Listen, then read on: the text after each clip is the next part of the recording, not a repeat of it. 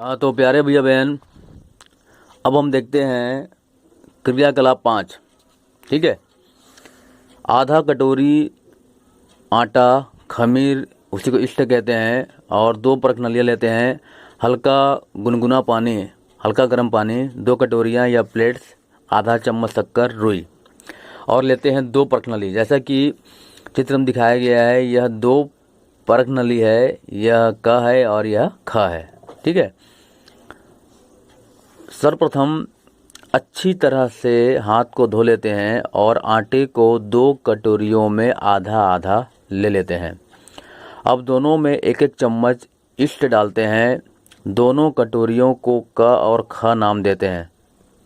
कटोरी क में आधा चम्मच शक्कर भी डालते हैं और पहले ख तथा बाद में क कटोरी के आटे को गुनगुने पानी से गूंथ कर मुलायम गोली बना लेते हैं। दोनों गोलियों को अलग अलग परख नलियों के पेंदे में तली में डालकर निशान भी लगा देते हैं। कटोरियों के अनुसार परख नलियों पर भी क और ख नाम लिख कर चिपका देते हैं। प्रति 10 मिनट बाद अवलोकन करते हैं। दोनों परख नलियों में आटे के गोले की ऊंचाई के अनुसार निशान लगा देते हैं। ठीक है। अब यहाँ कुछ प्रश्न आता है कि किस परख नली में आटा अधिक फूलकर ऊपर उठ गया है। ठीक है। तो जो क परख नली है उसमें आटा जो है फूलकर अधिक ऊंचा उठ गया है, क्योंकि इसमें इष्ट डाला हुआ है और शक्कर डाला हुआ है। ठीक है। कटोरी क में शक्कर डालने से आटे की गोली के फूलने पर क्या प्रभाव पड़ा है। ठीक है। तो शक्कर डालने से वो और जल्दी उसमें फूलने लगा है वो। ठीक है, फूला है वो, आटा जो है फूल गया है। इष्ट की वृद्धि करने के लिए क्या किसी विशेष प्रकार के खाद्य पदार्थ की आवश्यकता होती है। ठीक है। उसमें हमने शक्कर डाले हैं इसलिए वह जल्दी क्रिया किया है और जल्दी उसमें उभार आया है, फूला है वो। ठीक है। गोली को फुलाने वाली हवा कहाँ से आई होगी। ठीक है। तो इसका उत्तर मैं बता रहा हूँ, नीचे दिया है।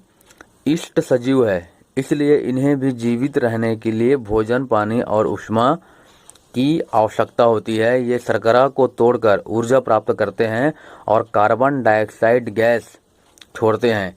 इसी प्रक्रिया को कहते हैं किण्वन। ये देखिए यहाँ पे एक प्रश्न बन रहा है, इसे कहते हैं किण्वन। तो यहाँ से इसका उत्तर रहेगा। ठीक है। यहाँ से पूरा यहाँ तक लिखना पड़ेगा। तो एक बार फिर से पढ़ रहा हूँ मैं। इष्ट सजीव है क्योंकि इन्हें भी जीवित रहने के लिए भोजन, पानी और ऊष्मा की आवश्यकता होती है। ये शर्करा को तोड़कर ऊर्जा प्राप्त करते हैं और कार्बन डाइऑक्साइड गैस छोड़ते हैं। इस प्रक्रिया को किण्वन कहते हैं। इस प्रक्रिया से इडली, डोसा, जलेबी, ब्रेड आदि आटे का घोल तैयार किया जाता है और प्रक्रिया में बनी कार्बन डाइऑक्साइड आटे में फंस जाती है। किंतु जब इस आटे को गर्म किया जाता है तब वह गर्म होकर बाहर निकल जाती है, जिससे खाद्य पदार्थ मुलायम और स्पंजी हो जाता है। अब आप ब्रेड के स्पंजी और मुलायम होने का कारण समझ गए होंगे। ठीक है। तो यहाँ पर जो प्रश्न था इसका उत्तर यहाँ पर मिल गया है, आप इसको लिख लेंगे। ठीक है। तो इडली, डोसा, जलेबी, ब्रेड आदि बनाने के लिए हम इष्ट का उपयोग करते हैं। ठीक है। ये आपको याद रखना है। और यहाँ पे प्रश्न बन रहा है किसे कहते हैं किण्वन। ठीक है, मैं बता दिया हूँ, समझा दिया हूँ। अब आता है उदाहरण क्रियाकलाप 6। क्रियाकलाप 6 आवश्यक सामग्री है 6 परख नलियाँ, परख नली स्टैंड, 3 फुग्गे, इष्ट, शक्कर, गुड़, फिनाल्फ्थेलिन का क्षारीय घोल। ठीक है। 3 परख नलियों पर क्रमशः क, ख, ग लिख कर चिपका देते हैं और तीनों को पानी से थोड़ा भर देते हैं। परख नली क और ख के पानी में क्रमशः 2-2 चम्मच शक्कर और गुड़ का छोटा टुकड़ा डालते हैं। अब परख नली क में 1 चम्मच इष्ट मिलाते हैं। तीनों परख नलियों के मुंह पर एक एक फुग्गा गुब्बारा कसकर बांध देते हैं, जैसा कि यहाँ चित्र में दिखाया गया है। ठीक है।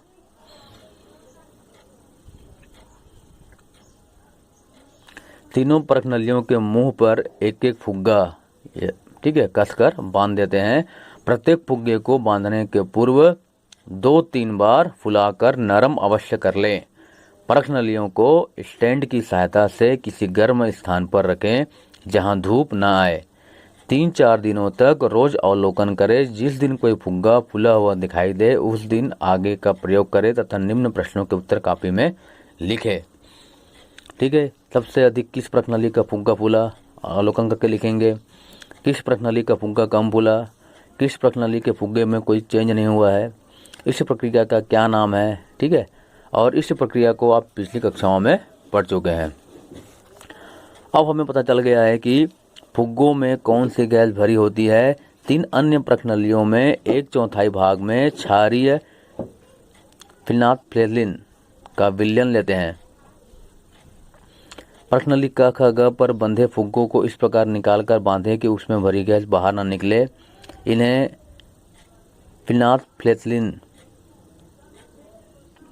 फिनाल्फ्थैलीन वाली प्रश्नावलियों के मुंह पर सावधानीपूर्वक बांधे और प्रश्नावलियों को हिलाए। कॉपी में नोट करें कि किस किस प्रश्नावली के क्षारीय फिनाल्फ्थैलीन विलयन के रंग में चेंज हुआ है, परिवर्तन हुआ है। ठीक है, आप जानते हैं कि प्रश्नावली की किण्वन प्रक्रिया द्वारा शराब और बियर, सिरका आदि बनाया जाता है। परीक्षा में आता है कि शराब, बियर, सिरका आदि कैसे बनता है, तो इसका उत्तर रहेगा किण्वन प्रक्रिया। किण्वन प्रक्रिया द्वारा शराब, बियर, सिरका आदि बनाया जाता है। कोको के अन्य लाभ भी हैं। हमारे आसपास पाए जाने वाले कुकुरमुत्ता या मशरूम, जिसे हम खुम्बी, फुट्टू के नाम से जानते हैं, एक कवक ही है। इसमें खनिज, प्रोटीन अधिक मात्रा में होने के कारण यह एक पौष्टिक भोजन है। कई दवाइयाँ जैसे कि पेनिसिलिन आदि अन्य कवकों से बनाई जाती है।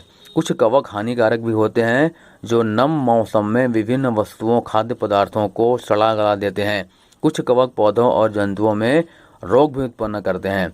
मनुष्य में होने वाले त्वचा के रोग, दांत के बारे में आपने सुना होगा, यह एक कवक के कारण ही होता है। ठीक है, इतना पर्याप्त है। आगे अब हम कल पढ़ेंगे, अगले वीडियो में पढ़ेंगे। ठीक है, इतना समझिए, पढ़िए। इनको समझ में नहीं आ रहा हो, वीडियो एक बार 2 बार देखिए। ठीक है, और पुस्तक सबके पास उपलब्ध है, पुस्तक भी पढ़िए। ठीक है।